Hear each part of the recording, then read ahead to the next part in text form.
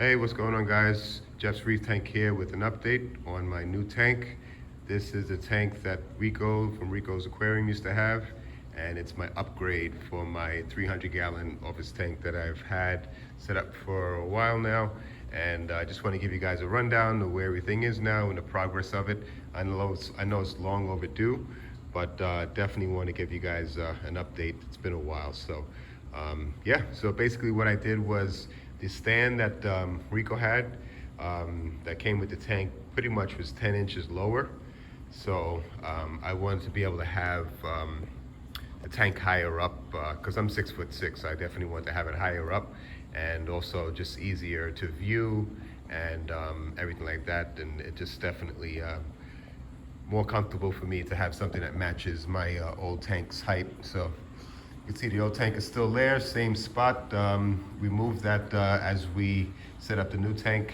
The same day we bought a new one, we relocated this one. So it's definitely grown some algae on the glass, and it's been maintained ever since. But yeah, I've been doing other things, and this tank is pretty much in holding mode, waiting to get the livestock over to the new tank. So the new tank is all set up now. Like I said, it's roughly the same height as the 300-gallon, and you can see there's algae on the glass because what I'm actually doing, I had this set up for probably, I would say, roughly 2 months now, 2.5 months with water. And what I'm doing is putting a cube of food in once a week, or once every other week, something in that range. So just to keep some the bacteria in the cycle going, beneficial bacteria alive. So it's right now being circulated by one MP60 right here in the corner, the back corner. So pretty much I have it on full blast, and it's going ahead and even moving around the sand right now. So once I get more flow in the tank, it will be able to stabilize more. But yeah, so right now, like I said, I'm not really doing anything to glass. I'm not cleaning it or anything like that. It's getting natural light from above and also from the sun, so that's why I see a film of algae on it. But see if I can give you a better view. So this is the Rockscape that I went with.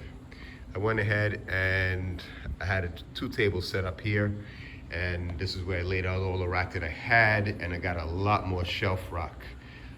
So Manhattan Aquariums is one of the local aquarium shops. So I went ahead and got, wow, a lot of Marco rock there, and went ahead and definitely broke out some of the old Fiji rock that I got from Bulk Reef Supply. This stuff was live when I got it, back when live rock was shipped. So you can see I still have a couple of pieces here. This was all basically boat rock, or rock that came with newspaper in the case, still wet. So it's air rock, is actually what they used to call it when we had that option.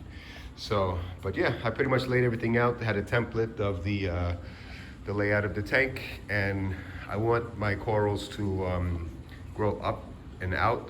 So what I did was have a lot of flat rock laying on top of each other, and I stage it so somewhat of an aquascape that I'm going to be satisfied with just to get started.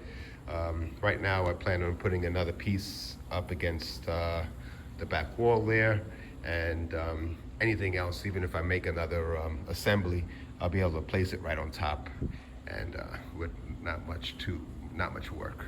So yeah, so again, starting from the stand. So this was custom legs that I had to get from Framing Tech. I had to have them, you know, basically give me all new stands, all new legs. So it's a dozen legs that had to get changed, and yeah, and then from there I leveled it out. As you can tell, the floor, you might be able to tell, but the floor pitches this way a little bit, but I was able to level out. I did a rough plumbing job. So right now, this is the overflow. Everything is just dry fit for now, but these are the 2 returns, and I have 1 drain piped in so far. But again, it's just there temporarily. And with a gate valve, I'm gonna put another gate valve on the other drain there, and pretty much everything comes down into one cluster of 4 pipes, 2 drains, 2 returns, come across here. This is where the final position of the sumps are gonna be. I had one sump from Rico that I decided originally I wanted to put the sump underneath the stand, and I was going to have it designed to accept it, put more bracing and 45s and stuff like that, and so I can eliminate the interior legs. But I decided against that. I'm going to keep everything here, and I'm going to be building some type of cabinet that's going to cover this up, so you won't be able to see it once the old tank is removed. But yeah, so pretty much the drains will come in. You know, these 2 90s here will have some flexible tubing right over here on the floor. I'm trying to stretch it out because it came rolled up and pretty stiff. So I want to have flexible tubing in between the 90 into the valve, and then bulkheaded into the first sump here. So both returns are going to, drains are going to here, overflow. I'm not sure what I'm gonna do with this compartment. I'm not sure if that's gonna be, yeah, either socks or I may go with some type of automatic filter media. So I'm not sure, but I have a blank slate here. Literally, it's nothing cut out. So I'm gonna decide what I wanna do with that and take it from there. I just noticed some, this started leaking over this past week. Basically, there's a leak above here. You can see those 3 dots there. There is a green roof on top of my building. So anytime they're watering now, it seems to be seeping through the concrete. But I gotta get some type of drip pan there so I don't have unknown substances going inside my sumps before I'm able to cover them. But yeah, and then got both returns coming around. They're gonna 45 up, 90 over, and go behind this first sump here, and then come up 45, 90, and then 90 into my 2 Ecotech L1s that I have on my 300 gallons. So that should be enough flow to get things rocking and rolling. And then I'm gonna couple these 2 sumps together. So basically the water will come from this drain, from those 2 drains up and over in through here. This is gonna be basically a big chamber. I'm not sure what I'm gonna use it for yet. You know, I'm not sure where the skimmer is gonna go, if I'm gonna have an internal skimmer or not. But anyway, tie it to this one. And then again, I have an option of what to do here. I'm gonna obviously not have to go to the same height. I have to make a decision on how the water's gonna flow through.